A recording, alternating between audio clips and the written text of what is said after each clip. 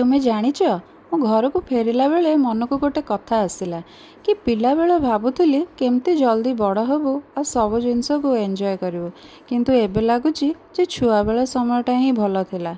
बेले बेले लगे पिला बेलटा सेमती रही जाई न थांदा कहीं एते सब प्रश्न मनरे के जाने कौन आपण मानक भी सेमती लगे कमेंट बॉक्स रे जणेबे।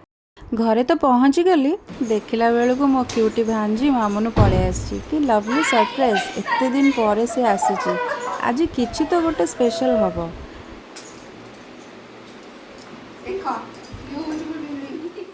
मामुनु फरमाइश रे आज लंच टे रेडी कराई मते सरप्राइज दवा पई बुद्धि प्रबल छुआटार आई नातुणी मिसी आज स्पेशल पुलाव आ पनीर मसाला बनी फ्रेश होगी खाइबा पई बसी पड़ली देखिबा कौन टेस्ट है खाइबा तो मस्त टेस्टी होता।